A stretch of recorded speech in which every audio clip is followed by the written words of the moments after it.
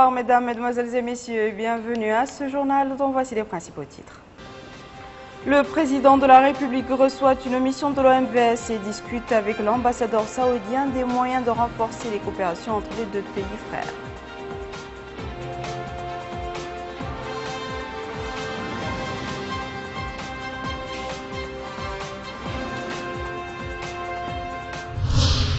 Ouverture de la session parlementaire extraordinaire au niveau des deux chambres pour discuter et adopter un certain nombre de projets de loi liés à la vie du citoyen.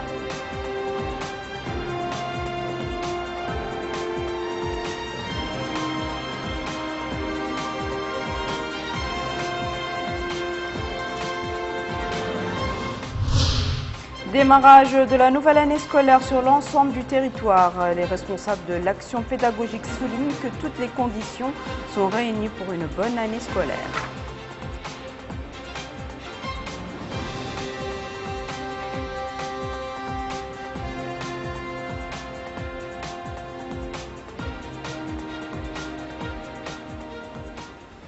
Merci de vous joindre à nous, mesdames et messieurs. Le président de la République, M. Mohamed Abdelaziz, a reçu en audience aujourd'hui une délégation de l'OMVS conduite par M. Mamadou Francaï Keïta, ministre malien de l'eau et de l'énergie et président en exercice du Conseil des ministres de l'organisation.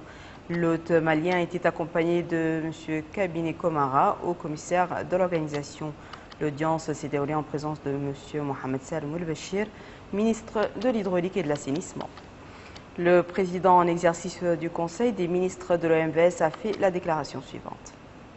J'étais venu d'abord présenter les amitiés de son frère et ami El Hadji Ibrahim Boubacar Keïta au président de la République dans un premier temps, et dans un second temps, en tant que nouveau président du Conseil des ministres de l'OMVS, j'étais venu en tout cas me présenter à lui d'abord, solliciter ses conseils, ses bénédictions, demander son accompagnement et surtout prendre ses instructions pour la réussite de notre mission. Autre entrevue, celle que le président de la République a eue aujourd'hui au Palais de la Présidence avec l'ambassadeur d'Arabie Saoudite dans notre pays, saoudien Ibn Abdelaziz Al-Jaberi. L'audience a été l'occasion de passer en revue les différents aspects de la coopération existant entre les deux pays et les moyens de la renforcer dans tous les domaines. La session parlementaire extraordinaire a été ouverte cet après-midi au niveau de l'Assemblée nationale en présence de plusieurs membres du gouvernement. À cette occasion, le vice-président de cette chambre, M. El-Arbi Sidi Ali, a prononcé une allocution dans laquelle il a appelé les députés à déployer tous les efforts pour faire de cette session un succès. L'ouverture de la session extraordinaire était l'occasion pour le vice-président de l'Assemblée nationale, le député El-Arbi Sidi Ali, de rendre d'abord grâce à Allah pour nous avoir consenti un bon hivernage cette année, appelant à mettre à profit cette providence pour promouvoir les secteurs de l'agriculture et de l'élevage. Il a aussi mentionné le revers de cet hivernage, surtout au niveau de la capitale, insistant sur la nécessité de procéder d'urgence à la mise en place d'un plan d'assainissement sanitaire au profit de la capitale. Sur le plan politique, le vice-président de l'Assemblée nationale s'est réjoui du climat d'apaisement que connaît la scène politique, exprimant le vœu qu'elle engendre des résultats satisfaisants pour l'ensemble des partis tout en garantissant une participation de tous aux élections prévues le 23 novembre prochain dans l'intérêt supérieur de la nation. Le vice-président de l'Assemblée nationale a aussi exhorté l'ensemble de la classe politique à dépasser les visions étroites et les intérêts particularistes pour se hisser au niveau des aspirations de notre peuple. Parlant du retour de la paix au Mali, le vice-président de l'Assemblée nationale a indiqué qu'il contribuera sans nul doute à la stabilité et à la sécurité dans une région qui a été menacée par la guerre, le terrorisme et la dislocation. Ce nouveau climat, a dit le député El-Arbi Sidi Ali, qui prévaut désormais dans la région, et des tendances à faciliter et à hâter le processus de développement global. Le vice-président de l'Assemblée nationale a enfin fait savoir qu'ils auront à discuter de nombre de projets de loi en relation avec la vie des citoyens et l'avenir du pays. Il a appelé ses collègues à mettre tout en œuvre pour assurer le succès de la présente session. Au niveau de la Chambre haute, M. Mohamed Hassan El-Haj, vice-président du Sénat, a supervisé l'ouverture de cette session parlementaire au niveau de cette Chambre. Dans son discours pour la circonstance, M. El-Haj a loué le climat politique qui prévaut actuellement au niveau de la scène nationale. La première session extraordinaire 2013 planchera, a dit le vice-président du Sénat dans son mot d'ouverture, sur un certain nombre de projets de loi et l'examen d'autres textes qui étaient en cours d'étude durant la dernière session ordinaire. Mohamed Hassan El-Haj a souligné l'importance de ces projets de loi dans le développement économique et social du pays et dans l'amélioration des conditions de vie des citoyens. Il n'a pas manqué de souligner les efforts déployés par les pouvoirs publics qui ont initié, a-t-il dit, une opération réussie d'évacuation des eaux de pluie vers l'océan à partir des Muqata'a, de Sebra et d'Elmina. Le vice-président du Sénat a aussi exhorté les acteurs politiques de tous bords, les notables et les ONG de la société civile, à redoubler d'efforts dans la campagne de sensibilisation pour l'affluence au recensement administratif à vocation électorale. Il a par la même occasion invité les citoyens à exploiter le temps restant afin de s'inscrire sur la liste électorale et à retirer leur carte nationale d'identité. Les séances de la concertation politique ont démarré aujourd'hui au Palais des Congrès. Cette concertation a été lancée en présence de la délégation de la majorité présidentielle, conduite par M. Mohamed Yahya El-Harma, ministre de la Communication et des Relations avec le Parlement, et de celle de la coordination de l'opposition démocratique, dirigée par M. Mohamed El-Mouloud, président du Parti de l'Union des Forces du Progrès. Compte rendu de Cherzen Lessen. Accolades, salutations chaleureuses, l'atmosphère était ce matin au Centre international des conférences de Nouakchott, celle des grandes retrouvailles. Les deux délégations, celle des partis de la majorité et celle de certains partis de l'opposition, étaient sereines à quelques instants du début des concertations politiques entre les deux camps. La délégation des partis de la majorité était présidée par le premier vice-président de l'Union pour la République, M. Mohamed Yahya El-Harma, tandis que celle des partis de l'opposition était conduite par le président de l'Union des forces de progrès, M. Mohamed El-Mouloud. Toutes les questions d'intérêt national étaient sur la table des négociations et la rencontre visait aussi à garantir la participation des différentes formations politiques aux futures échéances électorales. Au sortir de plus de 5 heures de négociations à huis clos, les deux parties étaient satisfaites de ce premier round des négociations. Nous avons tenu cette première séance de discussion. Nous sommes mis d'accord sur l'ordre du jour. Nous avons commencé à discuter des points, un à un. Et nous allons continuer ce soir également.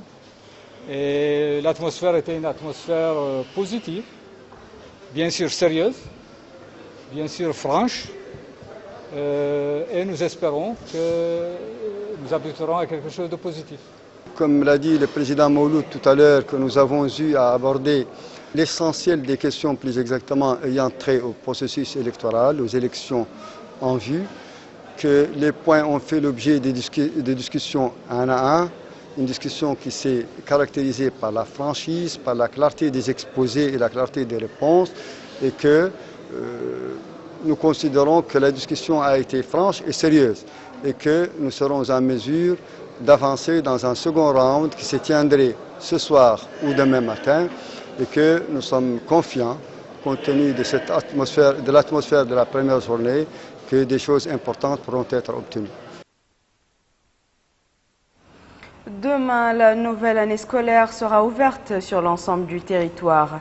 L'occasion pour les ministres de l'enseignement fondamental, secondaire et supérieur de s'adresser à la grande famille pédagogique et de passer également en revue les réalisations accomplies durant l'année écoulée. Compte rendu de Izia Aïdara. L'école réouvre ses portes. Demain sera la rentrée des classes en Mauritanie. C'est l'annonce faite aujourd'hui par nos ministres de l'enseignement. En effet, le ministre de l'enseignement fondamental, le ministre de l'enseignement secondaire et celui de l'enseignement supérieur et de la recherche scientifique ont tour à tour fait un discours pour cette nouvelle rentrée des classes. Pour les tout-petits, le ministre de l'Enseignement fondamental, M. Ba Ousmane, a appelé élèves, parents d'élèves et personnel d'encadrement à travailler ensemble pour l'amélioration du niveau pédagogique. L'enseignement fondamental, ajoute-t-il, constitue la première pierre du système pédagogique du pays, ce qui en fait une priorité du programme du président de la République. Le ministre a par la suite souligné que l'année scolaire écoulée a été marquée par une nette amélioration des indicateurs de croissance, ce qui avait mené, affirme-t-il, le taux de réussite au concours d'entrée en première année du collège au seuil de 55%.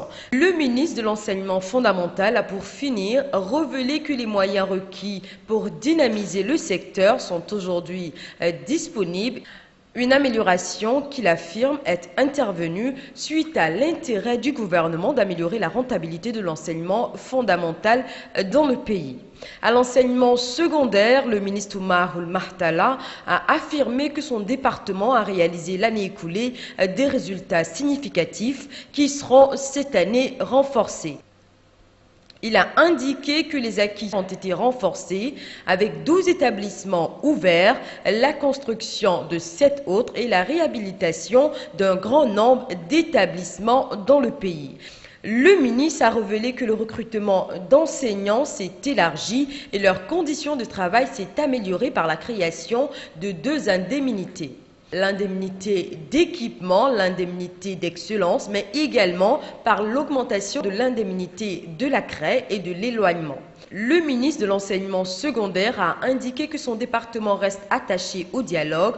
Dans ce sens, il a affirmé que les concertations seront approfondies envers les différentes parties concernées, à savoir les syndicats, associations de parents d'élèves et les partenaires au développement. Le ministre de l'Enseignement secondaire a terminé son discours en assurant les élèves que l'État ne ménagera aucun effort en vue de créer les conditions leur permettant un enseignement de qualité tout en les invitant au sérieux et à l'abnégation.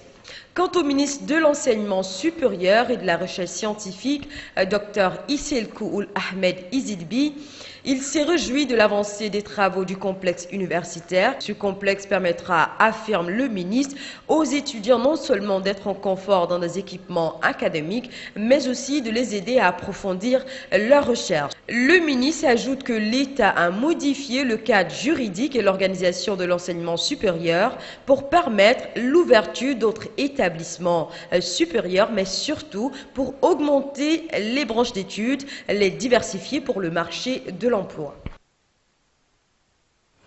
Destination à présent la wilaya du Hawd al-Sharqi dans laquelle vient de séjourner le ministre du Commerce, de l'Industrie, de l'Artisanat et du Tourisme.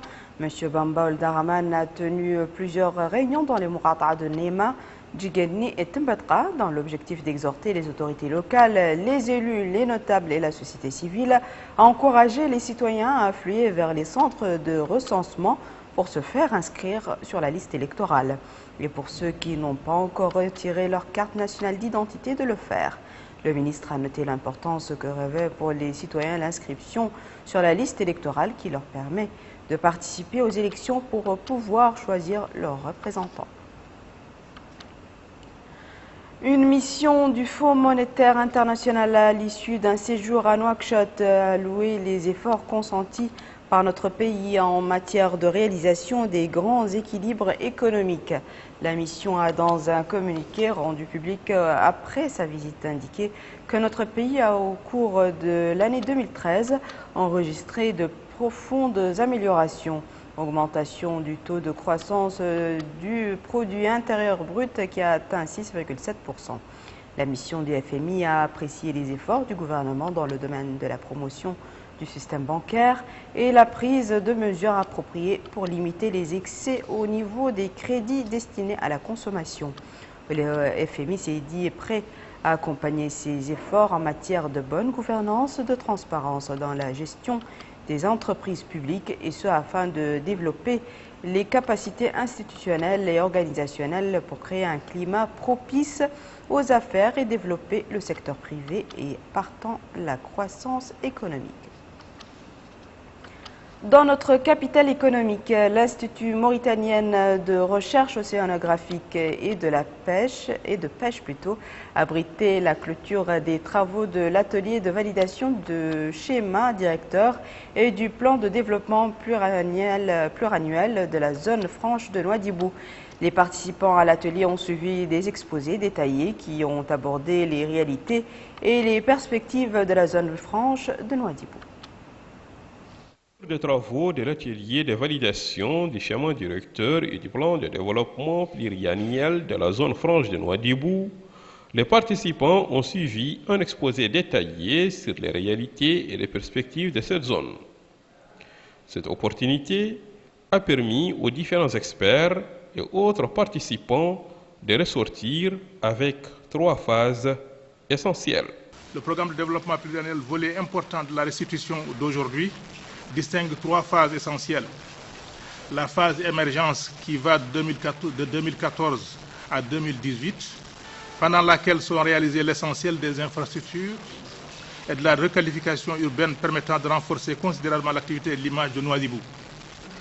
La phase de croissance forte qui va de 2019 à 2023, au cours de laquelle les effets de développement de la zone franche seront les plus forts. Et une phase 2024-2028 qui sera une continuité pour le reste. Dans leur ensemble, les projets programmés transformeront Nouadhibou suivant des orientations de développement durable. Le moteur principal de développement en est logiquement l'économie, mais il bénéficie également à l'emploi et plus généralement à la qualité de la vie urbaine. Le volet écologique et environnemental en tire grand bénéfice grâce à un traitement rationnel de la problématique des déchets, à la diversification des alimentations en eau et au développement des énergies renouvelables. Nous ferons en sorte que toutes vos recommandations et suggestions soient prises en compte. Parmi les participants à cet atelier, on note la présence de messieurs Mohamed Mahmoud Woul El-Mouchtaba et Mohamed Woul El-Beri, tous deux responsables à la zone franche de Nouadhibou. Ils ont évoqué dans leurs interventions qu'au cours de cette rencontre, il a été question d'œuvrer pour renforcer certains secteurs, tels que l'industrie, le tourisme, le commerce et autres domaines qui attirent les investisseurs étrangers. Les participants à cet atelier se sont retrouvés avec 4 groupes de travail pour mettre l'accent sur la nécessité de prendre en considération les recommandations qui seront en rapport avec plusieurs domaines, notamment le schéma directeur, l'aménagement du territoire et les infrastructures de base. Voici, mesdames et messieurs, le rappel des titres. Le président de la République reçoit une mission de l'OMVS et discute avec l'ambassadeur saoudien des moyens de renforcer la coopération entre les 2 pays frères.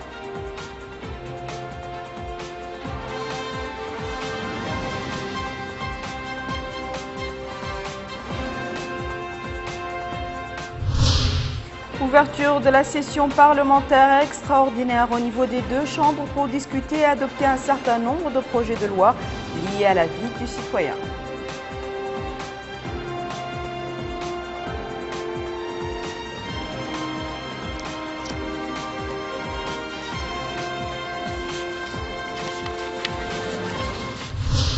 Démarrage de la nouvelle année scolaire sur l'ensemble du territoire national. Les responsables de l'action pédagogique soulignent que toutes les conditions sont réunies pour une bonne année scolaire.